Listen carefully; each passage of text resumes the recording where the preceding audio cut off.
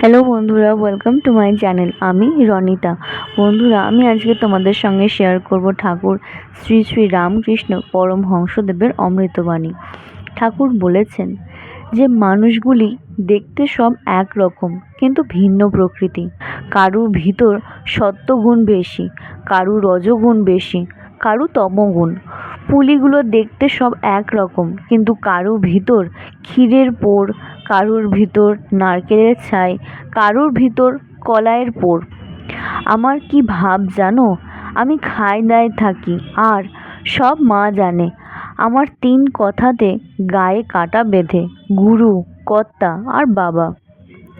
গুরু এক সচ্চিদানন্দ, তিনিই শিক্ষা দিবেন। আমার সন্তান ভাব, মানুষ গুরু মেলে, লাখ মেলে, সকলেই গুরু হতে চায়, শিষ্য কে হতে চায়? আজকের ভিডিওটা এই পর্যন্তই। তোমাদের আজকের ভিডিওটা কেমন লাগলো আমাকে অবশ্যই জানাবে।